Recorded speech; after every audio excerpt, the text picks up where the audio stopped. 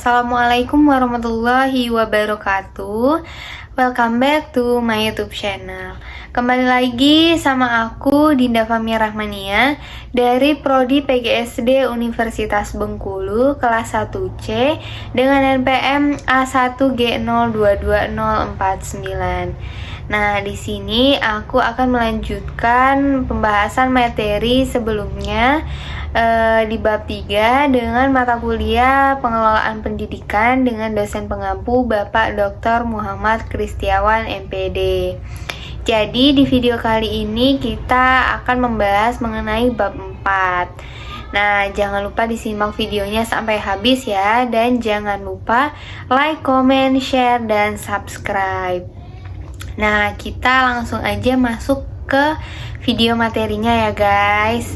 Nah, di sini kita akan membahas konsep manajemen tingkat sekolah dasar. Nah, pada bab 4 ini kita akan membahas 6 subbab.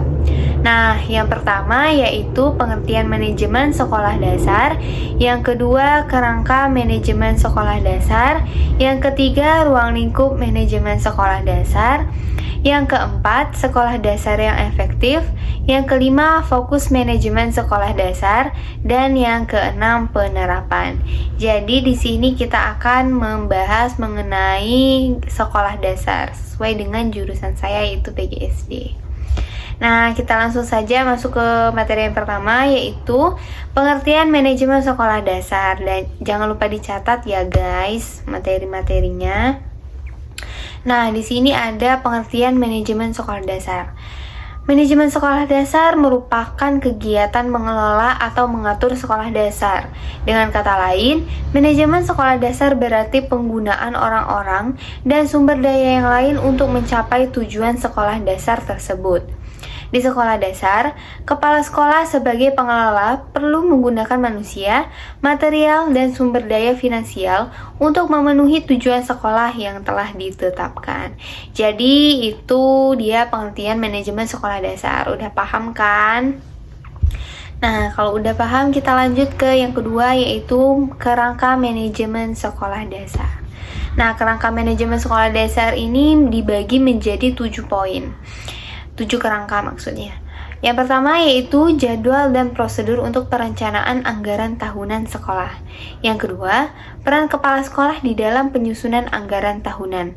Yang ketiga, laporan yang diinginkan pemerintah dari kepala sekolah mengenai kinerja sekolah secara umum dan pengeluaran anggaran. Yang keempat, wewenang yang didelegasikan kepala sekolah. Yang kelima, peraturan untuk melakukan otoritas pembayaran. Yang keenam, menyetujui prosedur untuk mengisi kekosongan pegawai. Dan yang terakhir, yang ketujuh, pengaturan manajemen pada saat ketidakhadiran kepala sekolah. Nah, itu dia kerangka manajemen sekolah dasar. Kita next ke materi yang ketiga, yaitu ruang lingkup manajemen sekolah dasar. Ruang lingkup manajemen sekolah sangatlah luas, yang meliputi elemen-elemen perencanaan, penganggaran, pengorganisasian, pengarahan, pengontrolan, pengordinasi, pembuatan keputusan, evaluasi, serta kegiatan-kegiatan dan program-program. Dengan kata lain, manajemen sekolah dasar meliputi kegiatan-kegiatan antara lain yang pertama, perencanaan semua kegiatan dan program sekolah dasar pada awalnya yaitu pengakuan, pekerjaan akademik, kegiatan kokurikuler, ujian, promosi siswa ke kelas yang lebih tinggi, pertemuan pegawai, asosiasi guru, dan orang tua.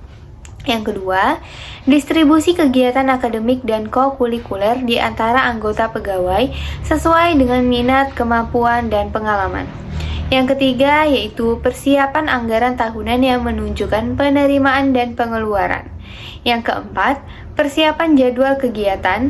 Dan yang kelima, penyediaan pegawai.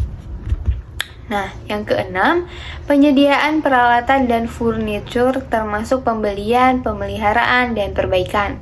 Yang ketujuh, penyediaan buku untuk perpustakaan sekolah termasuk pembelian dan pemeliharaan. Yang kedelapan, organisasi kegiatan kokurikuler. Yang kesembilan, pemeliharaan catatan dan pengawasan kelas secara reguler. Yang ke-10, pengaturan ujian setiap bulan, setiap semester, dan setiap tahun. Yang ke-11, promosi siswa ke kelas yang lebih tinggi, koordinasi pekerjaan guru, dan lain-lain. Nah, jadi itulah kegiatan-kegiatan dalam manajemen sekolah dasar. Ada 11. Nah, udah dicatat kan guys ruang lingkupnya manajemen sekolah dasar itu. Nah, kita lanjut ke yang poin keempat, yaitu sekolah dasar yang efektif. Gimana sih sekolah dasar yang efektif itu? Sekolah dasar yang efektif adalah sekolah yang memaksimumkan pencapaian siswa dan perkembangan individu serta mempersiapkan siswa untuk kehidupan selanjutnya. Agar menjadi efektif, sekolah tidak perlu meningkatkan level sumber dayanya.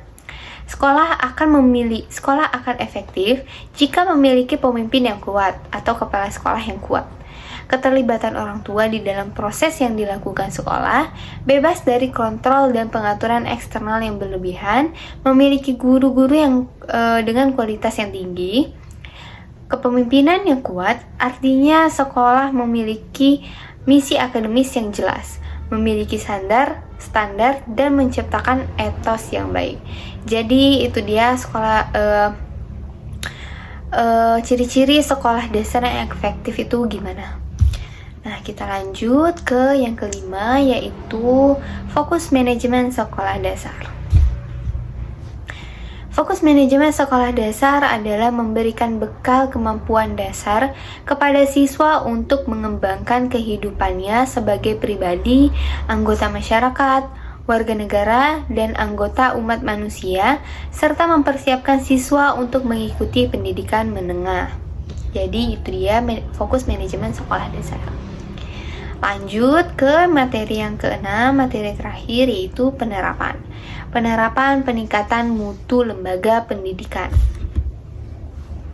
Untuk meningkatkan mutu lembaga pendidikan, ada 5 hal yang harus diterapkan.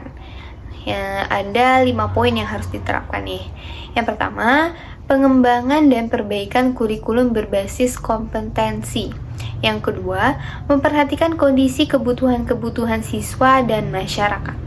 Yang ketiga, sistem evaluasi yang ada hendaknya dirancang dengan berbasis keahlian peserta didik. Ini berarti sistem pendidikan yang dijalankan lebih menitikberatkan kepada pengukuran kemampuan peserta didik pada ranah psikomotor daripada hanya sekedar memiliki dan mengetahui pengetahuan serta keahlian yang diajarkan pendidik. Yang keempat, yaitu perbaikan sarana dan prasarana pendidikan, pengembangan dan ketersediaan bahan ajar. Dan yang terakhir, menambah intensitas pelaksanaan pelatihan atau training bagi pendidik dan tenaga kependidikan. Nah, itulah penerapan peningkatan mutu lembaga pendidikan. Nah, jadi itulah keenam materi yang kita bahas pada bab 4 ini. Semoga bermanfaat untuk kalian dan jangan lupa dicatat dan dipahami. Jika ada salah kata, aku mohon maaf. Dan sampai jumpa di video materi selanjutnya guys. Wassalamualaikum warahmatullahi wabarakatuh. Dadah.